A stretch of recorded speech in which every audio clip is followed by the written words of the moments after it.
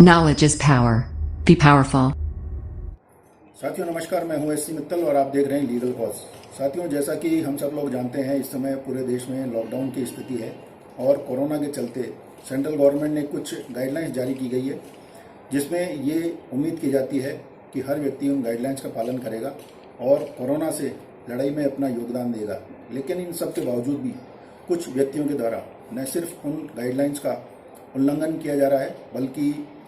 जो public servant corona से लड़ाई में हमारी मदद कर रहे हैं, उनके काम में बाधा उत्पन्न की जा रही है। और इसी कारण से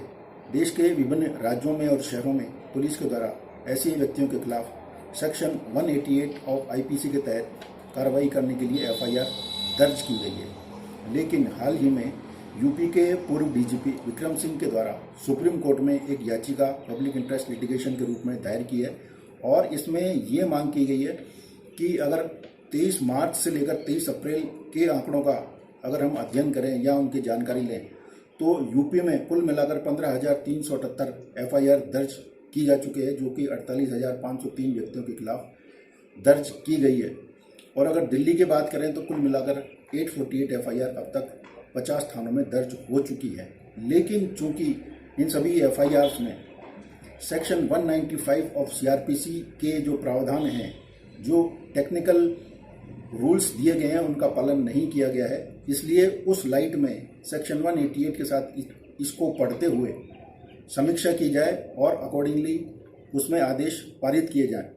साथियों, सेक्शन 195 ऑफ सीआरपीसी ये बहुत ही महत्वपूर्ण एक प्रावधान है, जिसमें ये कहा गया है कि सेक्शन 172 से लेकर सेक्शन 188 ऑफ आईपीसी के तहत जो भी एफआईआर दर्ज की जाती है, उसमें कोई भी कोर्ट कॉग्निजेंस तब तक नहीं लेगा जब तक कि वो एफआईआर उस पब्लिक सर्वेंट के द्वारा दायर नहीं की जाए जिस पब्लिक सर्वेंट के आदेश का उल्लंघन किसी व्यक्ति के द्वारा किया गया है। चूंकि सेक्शन 188 में ऐसा देखने में आया है कि जो भी एफआईआर अब तक दर्ज की हुई है, वो पब्लिक सर्वेंट के द्वारा दर्ज नहीं की जाकर पुलिस के द्वारा दर्ज की जा रही है। इसलिए ये मांग की गई है कि उन प्रावधानों के अंतर्गत इसकी समीक्षा की जाकर इसका पालन किया जाए और पालन करवाने के आदेश पारित किए जाएं। साथियों, सेक्शन 188 ऑफ आईपीसी में ये कहा गया है कि कोई भी पब्लिक सर्वेंट जो कि अपनी पब्लिक ड्यूटीज़ का पालन करते हुए कोई काम करता है और ऐसे पब्लिक सर्वेंट की ड्यूटी का कोई भी व्यक्ति अगर उल्लंघन करता है या ऑब्स्ट्रक्शन क्रिएट करता है या अनॉयंस करता है या उस काम के द्वारा किसी व्यक्ति को कोई इंजरी पहुंचती है, तो साधारण परिस्थितियों में 1 महीने तक की सजा हो सकती है, 200 रुपये तक का जुर्माना हो सकता है। और अगर इससे किसी व्यक्ति को कोई चोट पहुंचती है तो 6 महीने तक की जेल हो सकती है और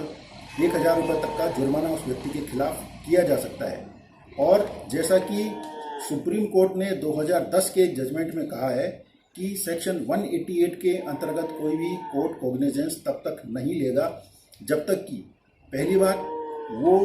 एफआईआर उस व्यक्ति के द्वारा, उस पब्लिक सर्वेंट के द्वारा फाइल की गई हो जिसके आदेश का उल्लंघन किया है। दूसरी चीज, उसको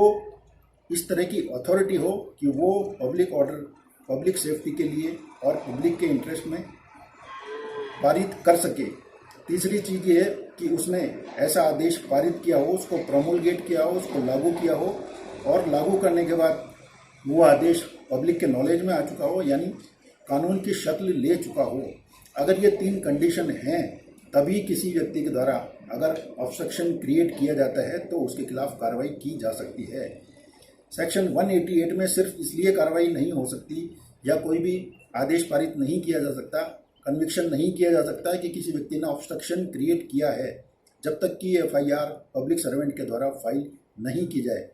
सुप्रीम कोर्ट में जो केस फाइल किया है उसमें ये मांग की है कि चूंकि डिफरेंट स्टेट्स में सेक्शन 144 भी कई जगह लागू किया है और सेक्शन 144 की आड़ में पुलिस के द्वारा इस सेक्शन का डिफरेंट तरीके से इंटरप्रिटेशन किया जाकर धड़ल्ले से एफआईआर दर्ज की जा रही है, बिना इस बात का पालन किए और बिना इस बात को ध्यान रखे कि वो एफआईआर पब्लिक सर्वेंट के द्वारा ही जारी की जाए और इस आदेश की जो कॉग्निजेंस है वो भी मजिस्ट्रेट के द्वारा ही ली जा सकती है। इसलिए साथियों, इस सुप्रीम कोर्ट के जो केस में है, उस केस में ये उम्मीद की गई है कि इन सारे कानूनी प्रावधानों का और टेक्निकलिटीज को ध्यान में रखकर जो भी केस हैं वो फाइल किए जाएं। दूसरी चीज़ ये है कि केंद्र सरकार ने डिजास्टर मैनेजमेंट एक्ट और एपिडेमिक एक्ट, दो एक्ट के अंतर्गत भी चूंकि कानूनी प्रावधानों का पालन करने की छूट दी हुई है और उसमें ये प्रावधान है किसी व्यक्ति के खिलाफ सेक्शन 52 में कार्रवाई की जा सकती है। इसलिए ये उम्मीद की गई है कि बजाय सेक्शन 188 ऑफ आईपीसी पर ध्यान देने के बजाय इन दोनों एक्ट के अंतर्गत भी कार्रवाई करने की कोशिश की जाए। हालांकि कुछ राज्यों में नेशनल सिक्योरिटी एक्ट भी लागू किया है और इन सब बातों को ध्यान में रखते हुए ये उम्मीद की जानी चाहिए कि पुलिस या जो भी पब्लिक अथॉरिटीज़ हैं वो जो भी एक्शन ले रही हैं वो कानूनी प्रावधानों को ध्यान में रख कर ही करें, ताकि ऐसा ना हो कि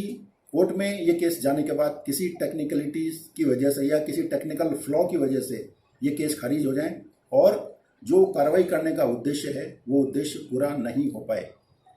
साथियों, ये प्रावधान खासतौर से लॉ के स्टूडेंट्स को ध्यान में रखना चाहिए कि सिर्फ एफआईआर दर्ज करना काफ़ी नहीं होता है। एफआईआर दर्ज करने के साथ साथ उसमें क्या क्या टेक्निकल कंडीशंस हैं उनको भी ध्यान में रखा जाना चाहिए। आज की जानकारी मुझे लगता है कि आप सब लोगों को पसंद आई होगी। अगर पसंद आए तो आप प्लीज़ इस चैनल को सब्सक्राइब करें ताकि मैं लेटेस्ट और अधिक से अधिक सुप्रीम कोर्ट के जजमेंट्स और अधिक जानकारी आप तक प्रेषित कर सकूं। धन्यवाद।